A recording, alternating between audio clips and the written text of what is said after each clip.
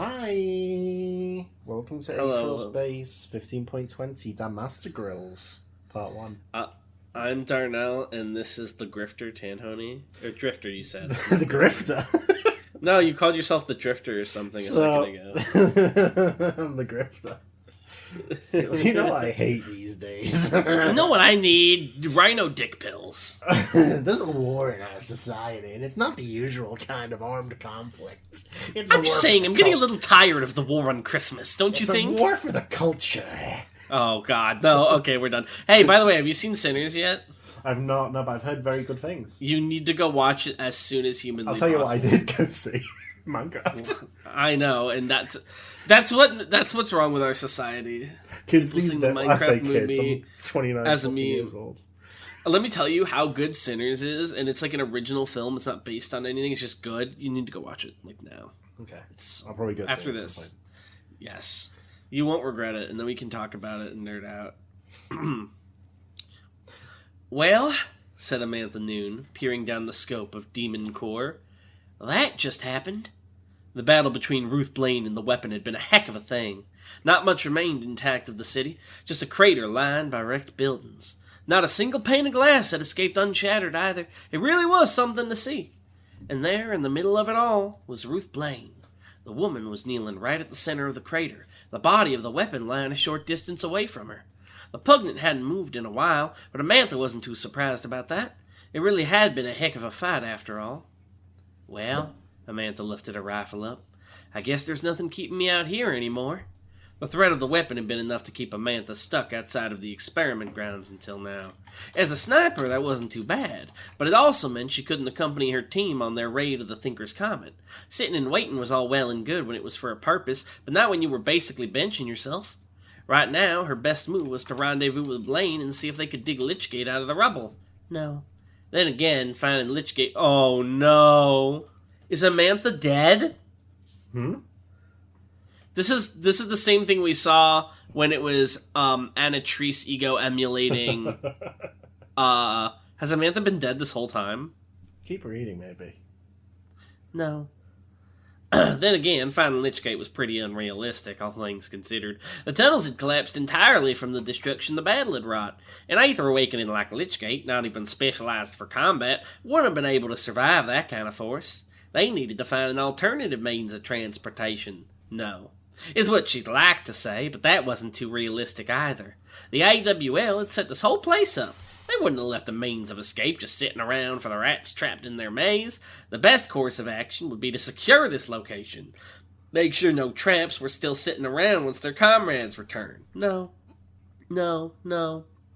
Wait, something felt weird. There was a sensation, not a headache, but like static flowing through her skull. She didn't feel too good. She didn't need this mask anymore. Ego generation. Cancel. What? So is Amantha dead? Penelope Dell said blinked. What a shit show. Things really hadn't gone how they'd expected at all, had they? By this point in the experiment, Penelope had expected to already be cleaning up the corpses of the Vantablack comrades she'd lured in.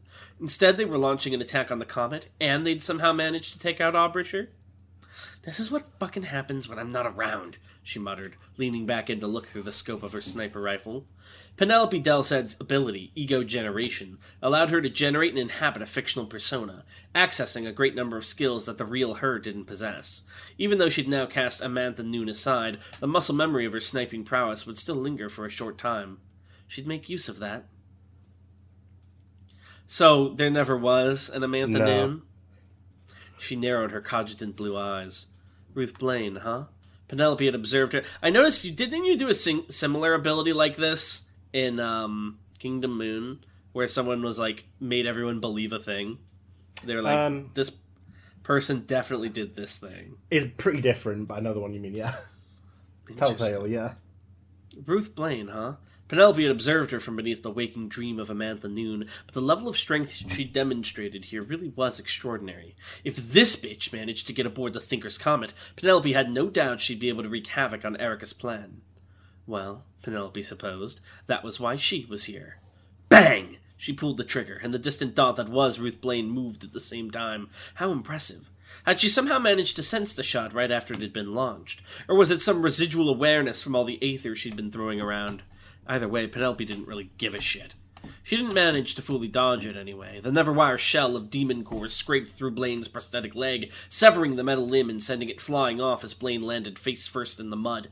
Penelope suppressed a smirk at the comical sight, bringing her communicator to her lips. "Oh, geez Louise," she mocked across the comms channel. "Are you okay there, Ruth? You really took a tumble, huh?" Blaine's reply came quickly.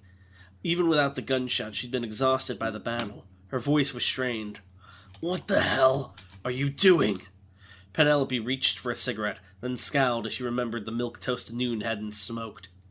"You can stay fucking put there," she said calmly, keeping the rifle trained on the distant Blaine. "I'm willing to bet the AWL will be wanting a replacement for their human weapon. Who better than the asshole who killed the last one?"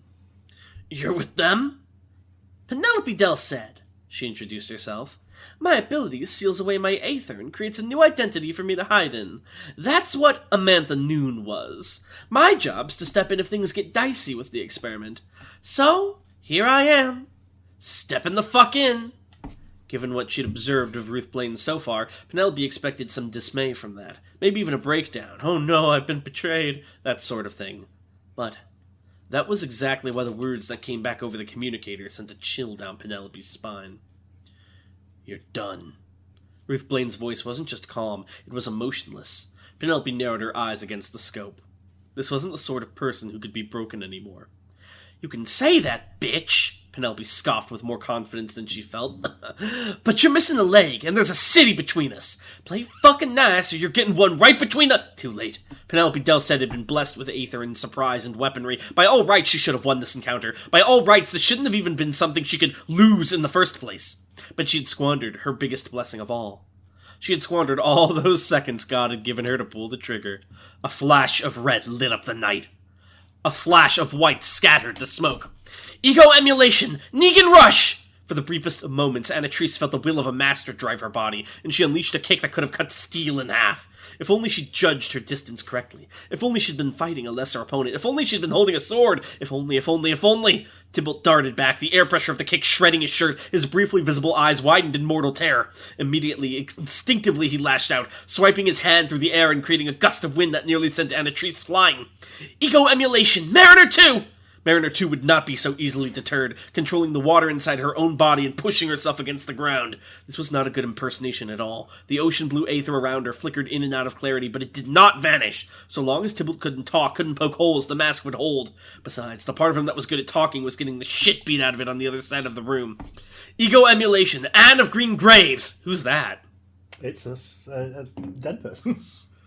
A headstone made of emerald manifested in Anne's hands, and she smashed it over the hateful boy's head. "Ego emulation, Alec Alexander!" Is that supposed to be a reference to Anne of Green Gables? It is, yes. In the scene where she smashes the chalkboard over his head? Very nice.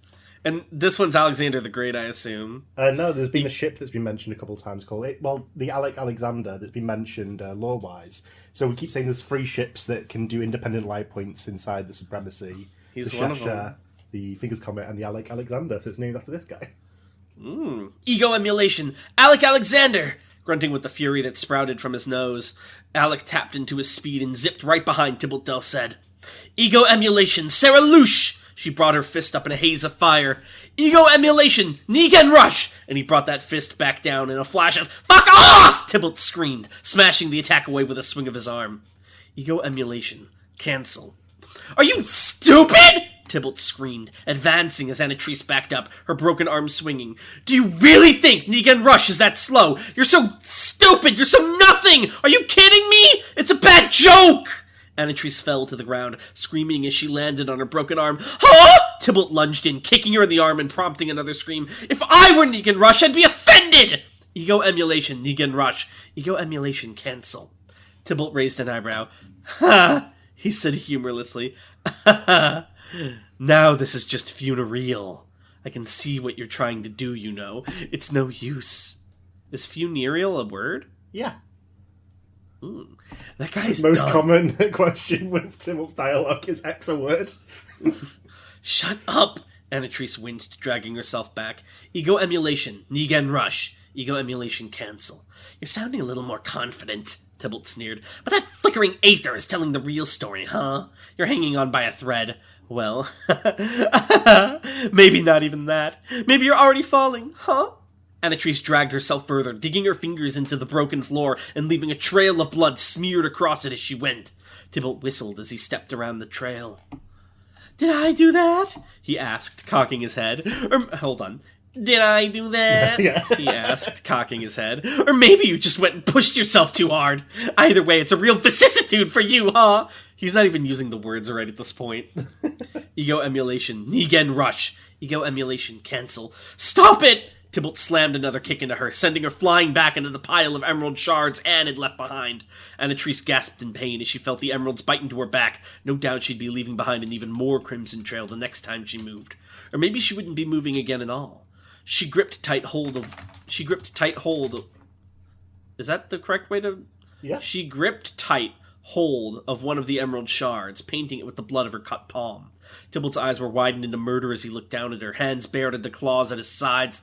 These people are legends, he hissed. You're basically desecrating their graves. You know that? That's damn inexpiable. He tightened his fist and raised it. The face of the id had fallen slack, becoming an emotionless mask of serene fury. In those wide eyes, Anatrice could see nothing but her own reflection. Of course. Erica doesn't need you intact, he growled, so I'll do as much justice as I can. He swung his fist. Ego emulation, Nigen rush! Ego emulation cancel. And Anatrice moved. It was 2 slashes with the emerald shard she'd grabbed, so fast that it carved lines of green light into the air itself.